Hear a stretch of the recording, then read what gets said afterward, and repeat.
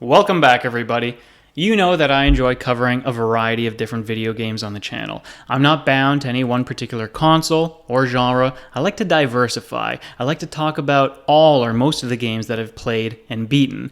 And with this new mini-series, yes, there is yet another series launching on the channel, I aim to continue to do that. But what's going to make this series fun is every episode is going to showcase a different element of video games. So today, you can tell by the title, we are showcasing atmosphere. Which games have I played or beaten that really are great examples of atmospheric video games? Or, when I played the games, did they at least feel or consistently demonstrate some strong sense of atmosphere?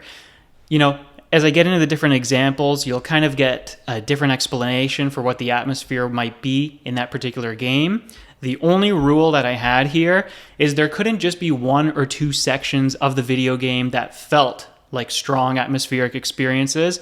I wanted a game that maintained this feeling from beginning to end. So I've got 15 games here out of many, many more, at least twice as many, and I've kind of scrambled them up a little bit. I'm careful not to overlap on the same genre too many times. You can imagine how horror can get a lot of games on these lists. Anyways, that's about it for the rules. Like I said, each game is going to have a different reason for why I think it's atmospheric. Some of them are going to be really clear-cut, really straightforward. Let's get into number one.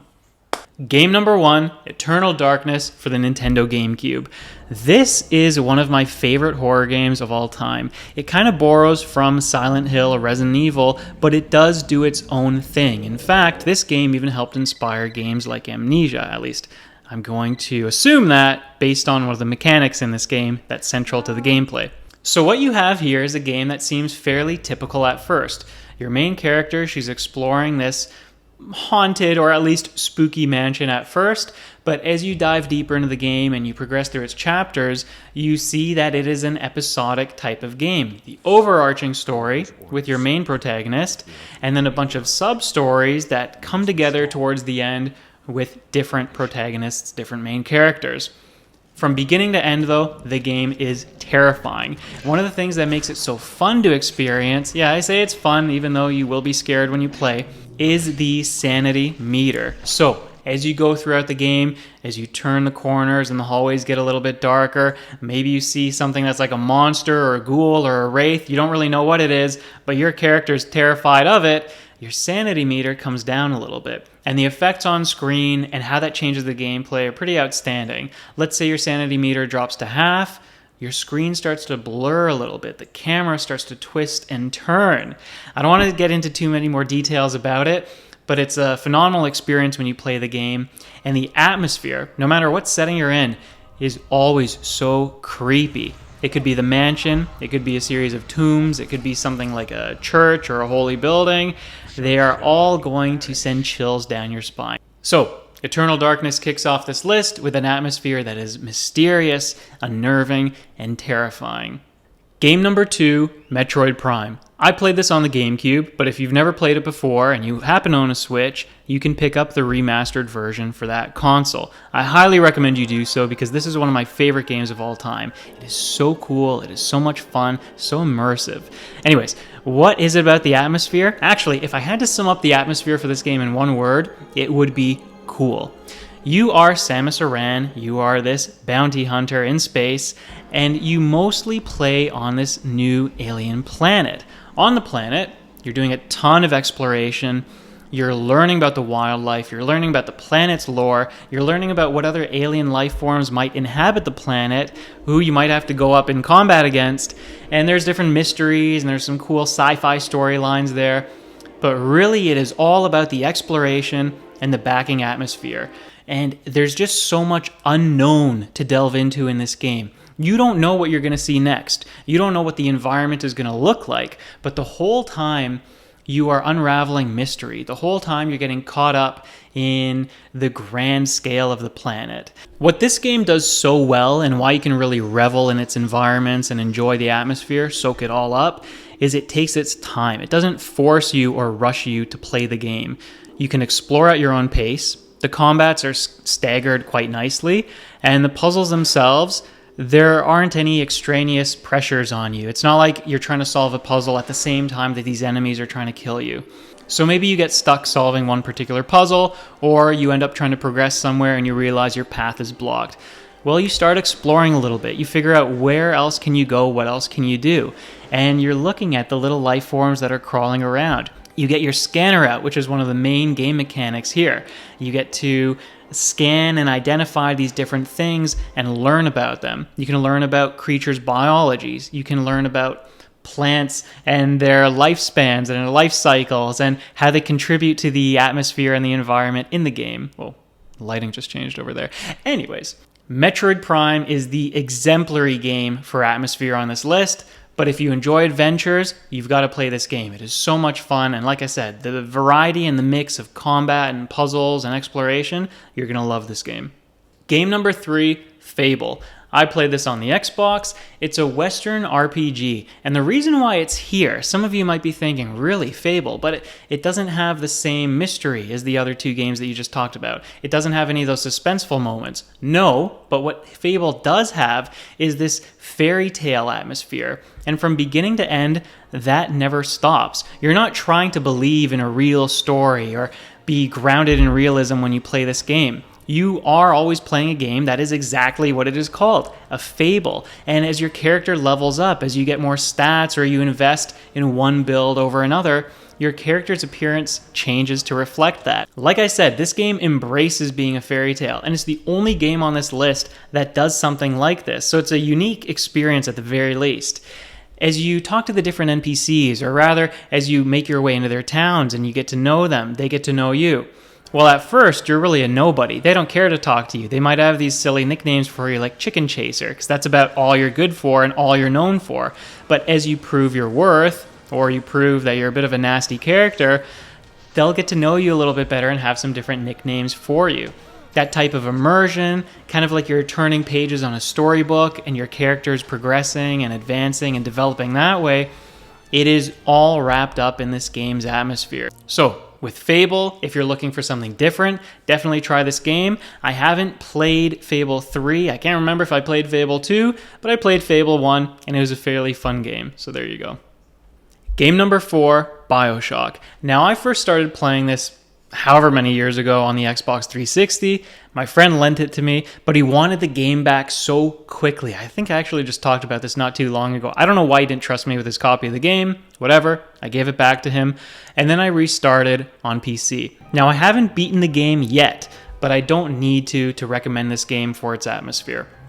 What you have in Bioshock is your main character lost in this new underwater world, a new underwater city with so many ties and references and inspirations from, let's say, like a 50s era. Look, I'm not a history buff, but the point is it combines a lot of the classic oldies era with this new sci-fi landscape. And it's going to be combining technology with stuff that feels like magic. Of course, a lot of mechanical stuff with robots and the guns that you're using. It's a very cool world. I already said it's very unique. But taking place underwater instantly shuts you off from everything else. And that's kind of the main thing of this atmosphere, is it isolates you. You truly feel like you're on your own. You don't know who you can trust, what you can trust. And as you progress through the story of the game and you pick up little things like radio devices to listen to somebody's recording, you don't know, are they good? Are they bad? Are they nefarious? Should I trust them? Should I try to seek them out? What is going on down here? It's a very cool atmosphere, very chilling at times too. There might be some enemies that you are terrified to face. There might be a dark corridor, and you know the last time you walked through something like that, you got ambushed. Or maybe you're coming upon a new area that's brightly lit, and it's a little creepy how carnival-inspired it is. So Bioshock is a great mix of all these different feelings and emotions and design elements. Worth playing for sure, even if you don't finish it like me, although I do plan on finishing it at some point. There's a lot to appreciate about this game. So there you go, Bioshock 1. Because I didn't beat it, I didn't play the sequels, but something is getting on this list. Game number 5, Professor Layton and the Curious Village. Now, if you want to take any Professor Layton game and throw it on this list for the atmosphere, go ahead. They're all very similar in their presentations, but Curious Village is always the one that stands out to me or is the most memorable to me. In Professor Layton and Curious Village, you are the titular character, Professor Layton, and you've got your little assistant, Luke, and you are traveling to a curious village to unravel the mysteries there. It's a puzzle-solving game with a series of small little puzzles that can take place on your screen of the Nintendo DS. You're going to be doing brain teasers, you're going to be doing some matching games, nice variety of puzzles. The music and the inspiration for the town, kind of this English town, but sometimes there's a little bit of the French music that plays. It almost feels like you're sitting at a bistro at times. And not knowing, again, who in the town can you trust. Sometimes it feels like you're playing a game of Clue.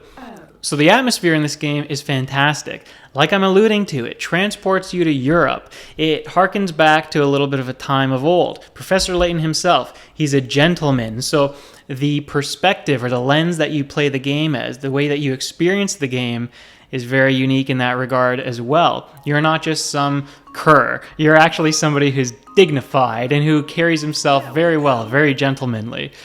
It's a very fun game. If you love puzzles, you're definitely going to enjoy it. Like I said, it's this combination of everything. The setting, the music, and the characters that create a very fun, sometimes laid back, sometimes mysterious, certainly curious atmosphere. Game number 6, Risk of Rain. I love talking about this game when I can. Risk of Rain 1, by the way, not number 2. Now, number 1 was actually just released again, something like a deluxe version or a remastered version. I didn't purchase that because I enjoyed my time with Risk of Rain 1, the original, so much, but there's a new way for you to experience the game, much like Metroid Prime. Boy, what is it about this game, a little 2D arcadey game, that draws me in, and that makes me put it on this list of atmospheric games. Again, the music plays a very key component in transporting you to this alien planet. Everything that spawns on these maps is trying to kill you. Now, sometimes you're trying to run and hide. Other times you're going to try to shoot and survive. But no matter what, no matter how chaotic or how frantic it gets, the game is never too tense. And maybe that's because the repetitive nature of the game. You're guaranteed to die a few times. You're not going to beat it on your first try. You're going to have to replay the game over and over. And thankfully, as you play the game over and over, you're unlocking different characters so that you get different gameplay experiences. Just to explain a little bit further, you can see here on one particular character, I've got these abilities at the bottom of the screen. I can roll, I can shoot, I can toss grenades. And as I'm killing enemies and getting gold for killing them, I can go around the map, unlocking these different chests, I'll call them, and getting upgrades for my character. It's got roguelike elements, so you never know what element you're going to get. Your progress is restarted when you die. But again, to go back to that point about the tension, even though the games can ramp up like crazy, the longer you take to beat a level, the more difficult and challenging it gets. The enemies that spawn are stronger. It's more about the focus of you being suspended alone on this alien planet, not knowing what's going to spawn next, not knowing what kind of bosses you're going to face, that is really at the heart of the atmosphere here. There's something about the music, the high-pitched whistles, the constant percussion that's in the songs, that makes these alien planets a little more believable. And even though this game isn't the best example of a believable scenario, although it is, it's just, I guess the word I'm looking for is not necessarily the most immersive, it does everything that it needs to make it a cohesive atmosphere. So the music, the alien planets, your character, a little bit of the lore, and some of the item descriptions, some of the alien descriptions, it's all there. Don't be put off by the game being 2D. You can still have a great time getting sucked into this game, being completely engrossed and absorbed in it. Yes, for the gameplay, but also for the atmosphere. Game number 7, Resident Evil 4. I feel like this is the game that I have to explain the least on this list. Doing a quick little look, this is probably the most popular game on this list. Well, I say probably. There's one game that might compete with it. Resident Evil 4 recently got remade as well. That is many people's favorite game of all time already. The original Resident Evil 4 that I played on GameCube, sometimes cheesy, but always suspenseful. always tense. I mean, yes, you can sometimes get to a safe house and take a break between killing the villagers or whatever threats are around, and you can save at the typewriter.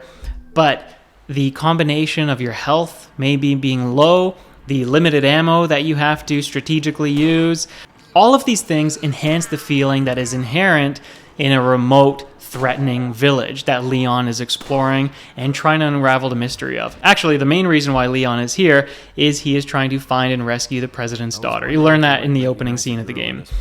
Like I said, Leon is often cheesy with the way that he talks to other characters and interacts with them. But the amazing thing is that doesn't pull you out of the experience, because as soon as that conversation is over and it's your turn to explore the next part of the map or whatever else you're going to do in this game, I don't want to give away too much, the game immediately returns to being horrific. It will scare you. There are jump scares. There's the fact that you are fighting tooth and nail to try to survive on slivers of HP sometimes. Sometimes you're just trying to solve a puzzle, but you don't know if something might respawn or come out to get you.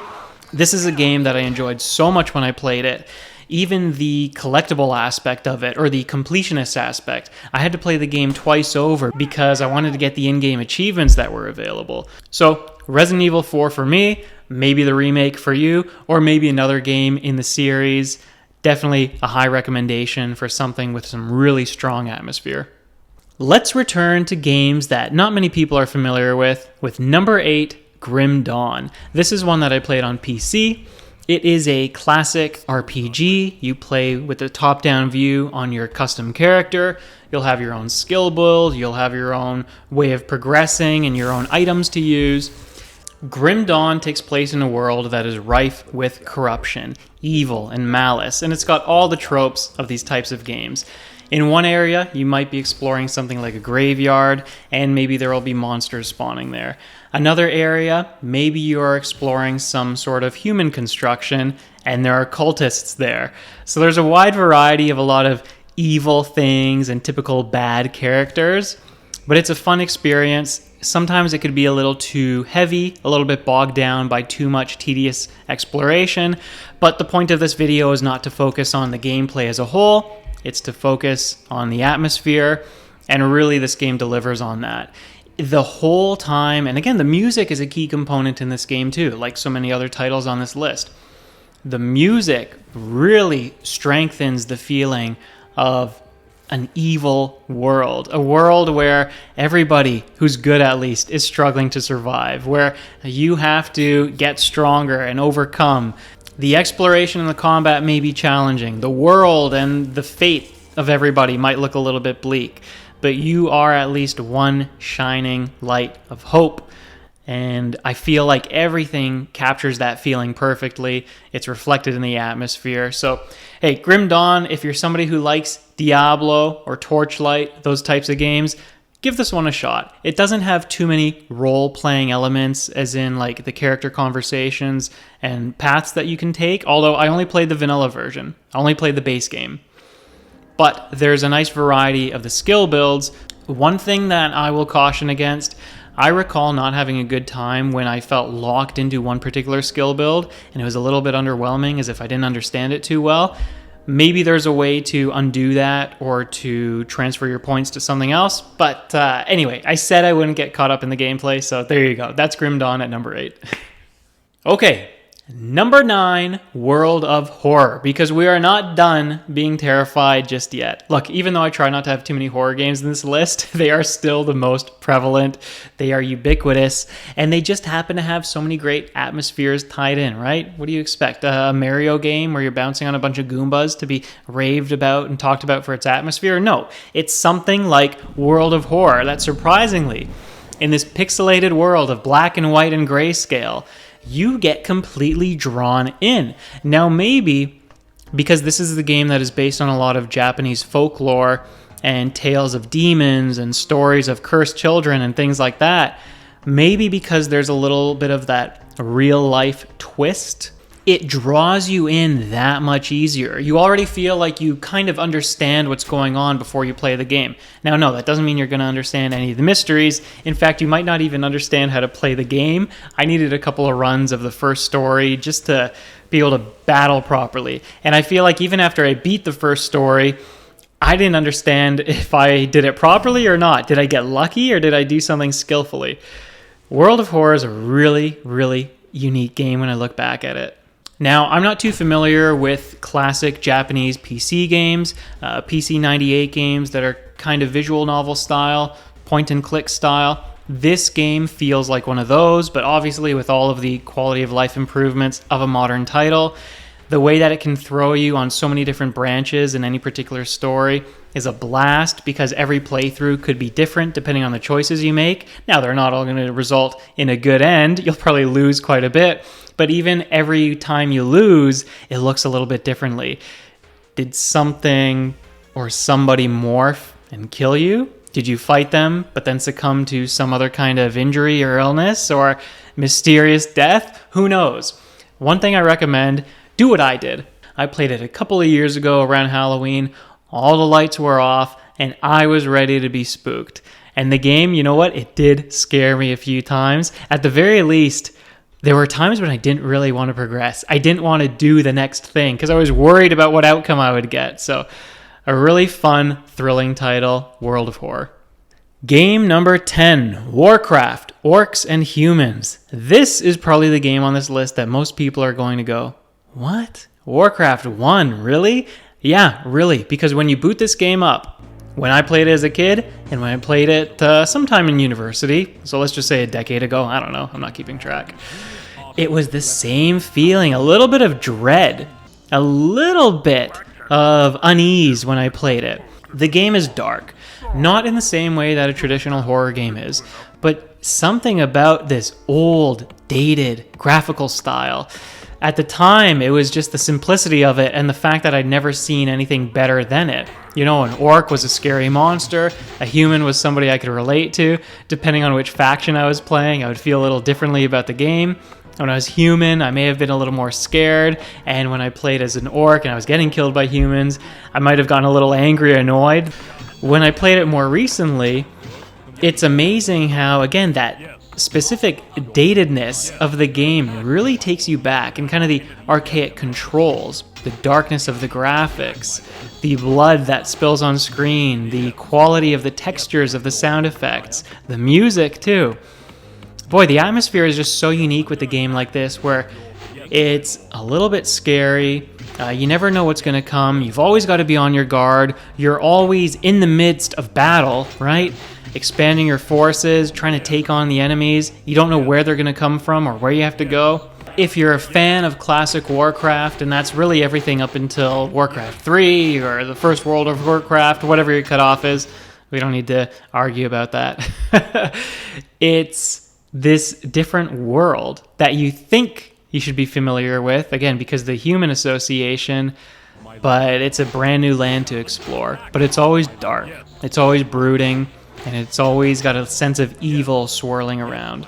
Remember, in Warcraft 1, orcs were not good. They were the bad guys, plain and simple. There were no heroic orcs. There were no good orcs that you could play that might get along nicely with the Alliance or anything like that. You had your familiar humans, and you had your foreign, unknown orc invaders, fixated on bloodshed and trying to wipe you out. Overall, the atmosphere is surprisingly dark, and if you don't mind an archaic game, then I do recommend you go back and play this one. Game number 11 is the second game that I haven't beaten on this list, the Neverhood. Now, this is one that I only played as a kid. I haven't recorded my footage for the video yet, and I'm sure when I do, I'm going to enjoy the point-and-click adventure and the point-and-click puzzle solving. But what I remember is a very cold clay world. It didn't feel cold at first because your main character is very animated, and the things that you can click on and interact in the environment, they come to life. You might click on something and there's a little squeaky sound effect. You might click on something else and it sends something moving down a chute, and you can see it passing by as it goes by these little window holes. But from what I recall, The surroundings, the night sky, all of that is just dark and still and motionless and eerily quiet. So that is the atmosphere in this game. It is eerie. Very unusual game, but a very cool graphical style as well. It's worth noting. And one that, again, if you enjoy this slow puzzle solving, if you want to explore a very random and uncanny world, then check this one out. Usually I'm not an advocate for something like this, but because it's an old game and because it's a very particular type of gameplay, hey, maybe you want to watch a long play of it on YouTube. I think you can still experience the game sufficiently that way. And I'll wrap it up there for now because I'm still waiting to replay it, and I know I'm going to enjoy the puzzles like I said. But from what I remember from childhood, very eerie, but not scary. Always wanting to know more, always wanting to do more, and wanting to see the success of your main character. That is the Neverhood. Game number 12, my other favorite game on this list, and the other immensely popular game on this list, is Dark Souls. Now, I am going with Dark Souls 1. If you want to put Dark Souls 2 on this list, or Dark Souls 3, or maybe even Elden Ring, go ahead. The reason why I'm picking number 1 is because it obviously stands out the most atmospherically to me. Yes, Dark Souls 3 comes with enhanced graphics, and I wouldn't really put Dark Souls 2 in the same ballpark because it had really messed up lighting. In Dark Souls 1, the lighting is perfect. The detailing in the environment is outstanding. And so you are always exploring the unknown. You are always trying to venture a little bit further, someplace threatening.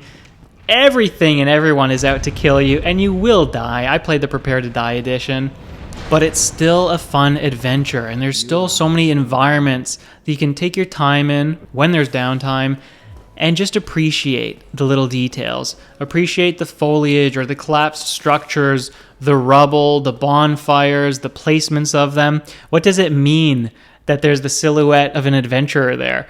Why are some people situated in one area and over another? What NPCs are you going to encounter? It's a phenomenal game. It really is. You might not like it because you might say that it's too hard or too challenging or too this or too that. You might say it's overrated. But the atmosphere in the game, it's consistently terrifying. It's consistently dreadful. But again, like one of the other games that I talked about, Grim Dawn, you are that ray of hope in this bleak world. You are the only chance that something good could happen in this forsaken place.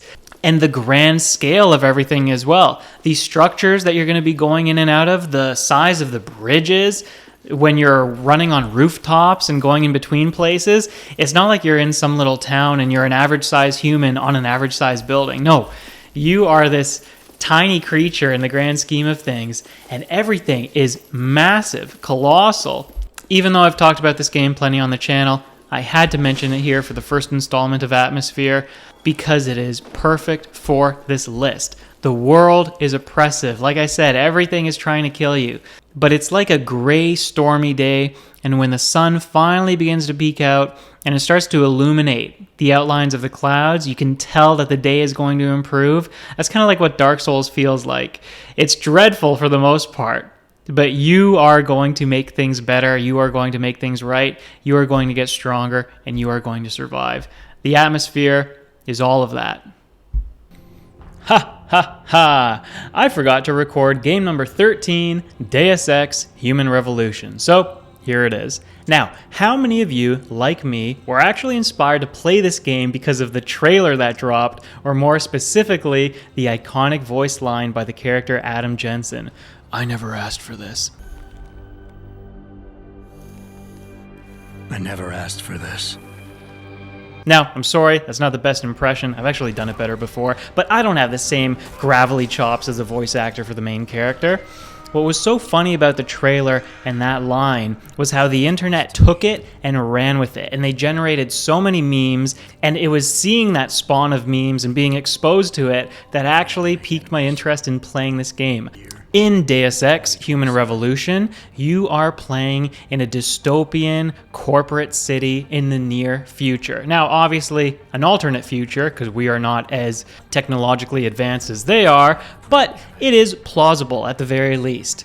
You can see from the footage how dark the city is. There's a lot of noir inspiration in this game as well, and that suits it perfectly because it is so built on conspiracies and societal divides, rich and poor, those who are augmented with cybernetics and those who are not. How powerful are private militaries? How powerful are the megacorporations? It ties all of that together, and the settings, the landmarks, the way that the structures are designed, the way that the people walk around and some of their voice lines, the way they're dressed, everything fits this moody atmosphere perfectly. I had some gripes with the actual structure of the game and how the main hubs were constructed, how you actually progress through the different areas, and sometimes how long you spent in one location as opposed to another.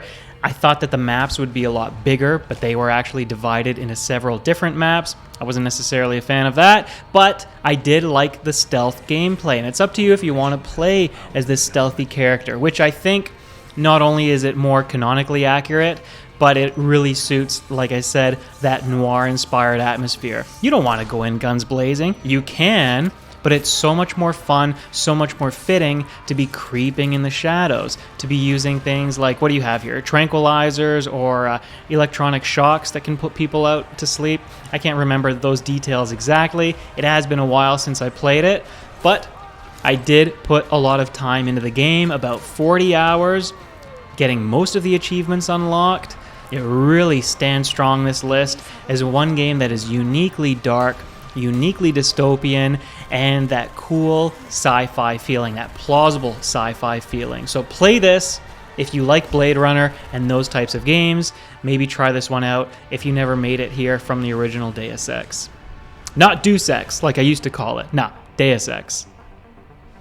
Game number 14, S.T.A.L.K.E.R. Shadow of Chernobyl. This is a PC game set in a post-apocalyptic world.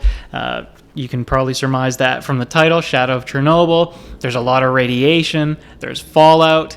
And why did I pick this game instead of something like Fallout?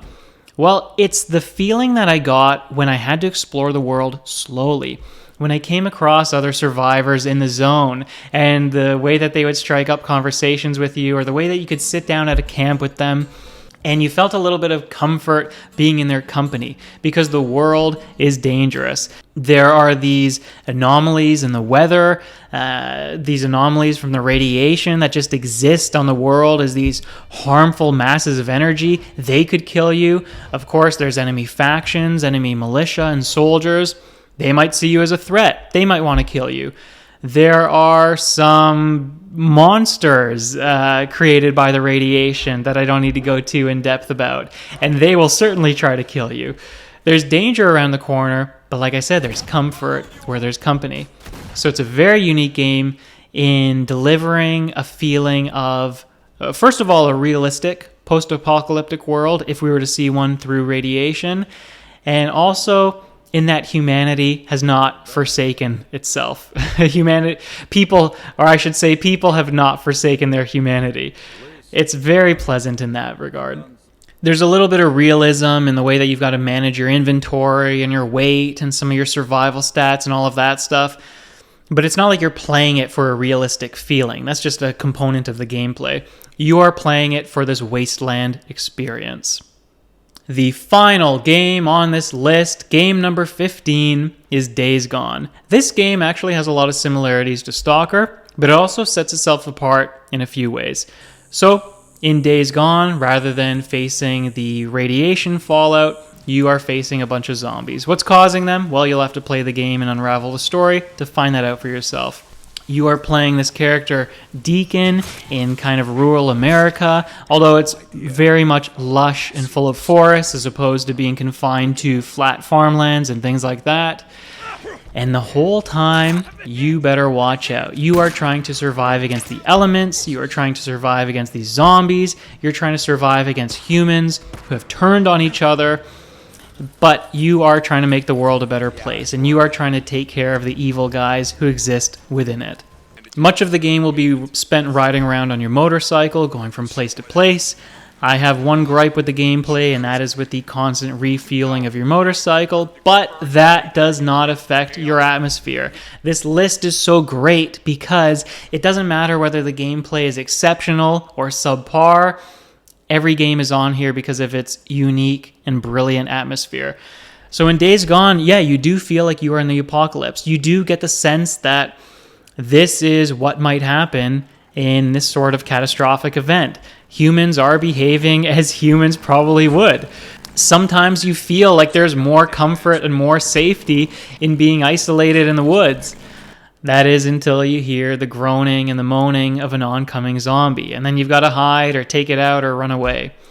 And that's another great thing, is you don't approach every combat the same way. Because you are limited in your ammunitions, for the most part, you're limited.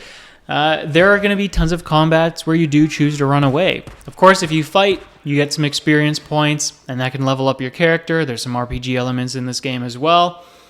There are going to be different enemy compounds. The humans have taken over a cliffside, let's say. How do you want to approach that combat? Are you going to use stealth, or are you going to go in guns blazing? The atmosphere, with a lot of the music cues that play, a lot of the interesting sounds, even the voice lines and the dialogues that come out. There are these radio stations that sometimes have messages coming across onto your little receiver. Like I said, the atmosphere is a little bit realistic. Obviously, not in the sense that it's totally immersive, but it is a believable story. It is a very believable zombie survival world. And so it is also bleak, but it is also hopeful. And don't feel like you have to play the good guy 24/7 and trying to do everything right, or even that you have to play the game properly, or in a way to progress the game 24/7. Take your time, go hunting, go explore the water, go take a look at some of the locations and locales that are still serene, still nature's pristine, or go take a look at what kind of havoc has been wreaked on the different towns and how destroyed they are. There's a lot to enjoy about this game, making it a great title to wrap up this list. That is it for this first installment of Incredible Atmospheres. There will be a follow-up to this at some point in the future, because these are only 15 out of the 30 or so games that I presented, and it's not about getting the best games, it's about getting you guys as many games as possible so you can go and play these for yourself. There will be other episodes, of course. Like I said, I want to do art style, I want to do setting, I want to do different combat mechanics or gameplay mechanics and focus on those in particular. So you never know what's going to come from this series. You never know when a video is going to be released. But I am in the middle of sorting out all the games that I've played into these different categories. Hopefully you will look forward to more to come. For now, take to the comments section, share some of your own games that have really featured the best atmospheres in gaming. Which ones had you the most captivated? Which ones were you the most immersed in? Or maybe if it's a game like Risk of Rain that's not necessarily immersive, but it still delivers a very cohesive, believable atmosphere because of its environment, because of its music, or what have you. I'm really looking forward to what people are going to say, what games they mention in the lists, in the comments section. Anyways, thanks all for watching. I will see you in the next one. Bye-bye.